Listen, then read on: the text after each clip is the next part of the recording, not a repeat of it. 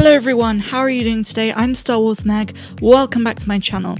So today I have a Mandalorian Season 2 update for you because there's been some things in the news since the trailer has dropped, so let's go.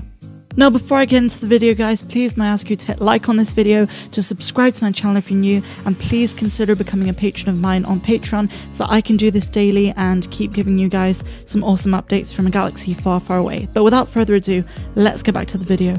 So the first big piece of news that's been on everyone's lips with regards to The Mandalorian since the trailer is that The Mandalorian has won its first Emmy for visual effects. This is absolutely awesome, and I know over at the Star Wars official channel they have more information about it, about which specific subcategories and all of that. But this is really awesome, and I'm going to read to you from this article on Deadline, which talks more about it. So it states that The Mandalorian came in hot on Wednesday night at the Creative Arts Emmys. The popular Star Wars spin-off not only scored its first Emmy, but also won its first Emmy for Disney+. As a brand new streamer, this year marks the first year of eligibility for Disney. The Mandalorian has racked up a staggering 15 Emmy nominations, with 8 of those trophies being handed out tonight. Outstanding visual effects is the first win for the sci-fi series that stars Pedro Pascal and the titular masked hero, and introduced the world to Baby Yoda, which won everyone's hearts. This win will likely be the first of many tonight and at Sunday's ceremony. The Mandalorian is also up for Outstanding Drama Series, as well as Outstanding Character Voiceover Performance, and Outstanding Guest Actor in a Drama Series for Giancarlo Esposito's Moff Gideon. The series is set 5 years after Return of the Jedi and follows a bounty hunter who is protecting a highly coveted Jedi-powered being. The article is really cool, but because it said that there's a lot of nominations, I decided to go over to the Emmys official website to read these, and the one I was really looking for was for the musical score because it's phenomenal. Of course, this Emmy goes to Ludwig Göransson, the composer of the Mandalorian soundtrack, and the reason I think this is so significant is because following John Williams, who wrote all of the music for, the Skywalker saga, except for the spin-offs, it really is important that Star Wars takes a new direction with music, because a lot of the worry was that, whoever would come in would just be John Williams 2.0, just trying to copy the thematic significance of every theme. But not taking Star Wars in a new direction. But this guy, Ludwig, he literally just wiped out what we knew about Star Wars music and brought in lots of depth and lots of different kind of musical components, which make it so unique.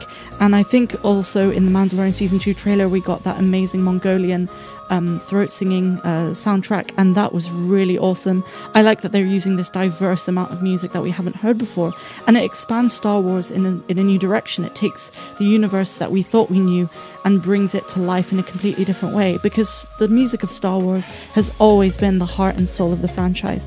But enough ranting and raving about that, let's move on to the next topic. And this one was requested by quite a few of you, and it's to do with the whole Pedro Pascal scandal, the controversy. Now before I go into that, I will say there's also Gina Carano controversy, which I will speak about tomorrow, so do look out for that video because that is coming your way.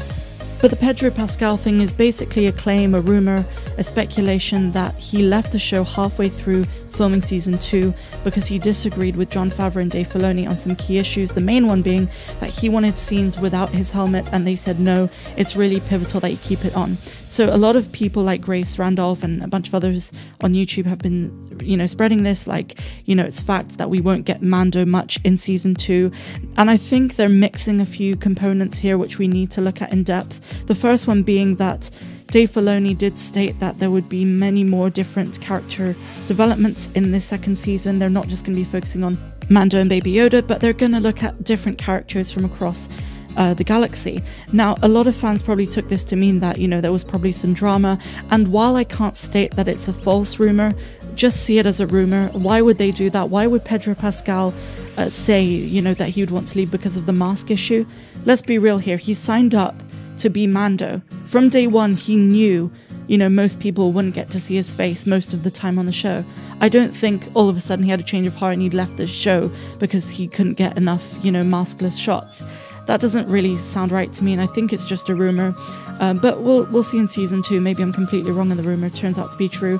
The reason why I'm so skeptical is because when it comes to specific YouTubers, like the ones I mentioned, a lot of the time they say they have sources, but they never quote them, they never link them, they never say it, they never put it up on the screen, they never say any of the sources they're using. They just said a credible source close to Lucasfilm, a credible source this, a credible source that. Well, show us the credible source, you know, where did you get it from?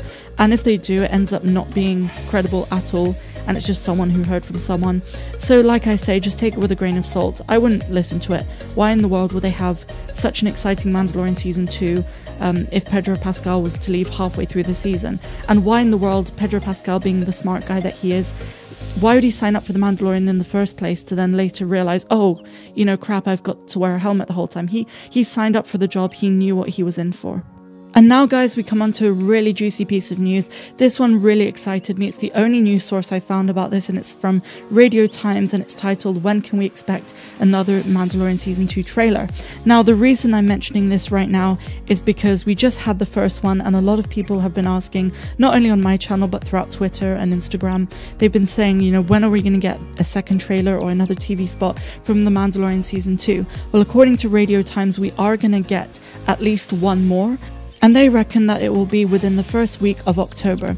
Now, of course, The Mandalorian Season 2 isn't just going to be one poster, one trailer. They will do TV spots and maybe even other trailers, but according to this source, it will be the first week of October. So we have a lot to look forward to leading up to The Mandalorian Season 2, and I think that's a reassurance for a lot of fans, myself included, you know, because we have the first Mandalorian trailer for Season 2, a lot of people think like Anakin, you know, I want more, and I know I shouldn't.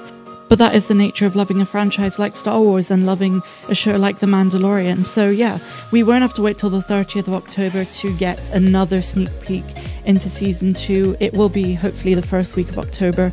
I do hope they release, you know, some TV spots that actually show something but not revealing too much, you know, show us a new planet, make us question things, give us a lot to question. We already do, don't get me wrong, but I do like to have this element of excitement. The final thing I want to talk about is the character in the Mandalorian Season 2 first trailer who was dressed up in a cloak. So most people at first glance were like, hey, it's Rosario Dawson, and then they were like, no, it's not, it's Sasha Banks. And when they realized it's Sasha Banks, they all said it's Sabine Wren, myself included. I did a video yesterday or 2 days ago, whenever it was, about how Sabine Wren is played by Sasha Banks. But someone on Reddit posted the true identity of the character, and it made a lot of sense. While there was speculation that it was, you know, Barriss Offee, that's probably not the case. Instead, who it's likely to be is Ketsu Onyo, a personal Mandalorian friend of Sabine Wren, and a lot of people have been pointing out the fact that Sasha Banks literally looks exactly like her in the cameo we got in the Season 2 first trailer, and that really blew my mind because obviously she is a Mandalorian herself.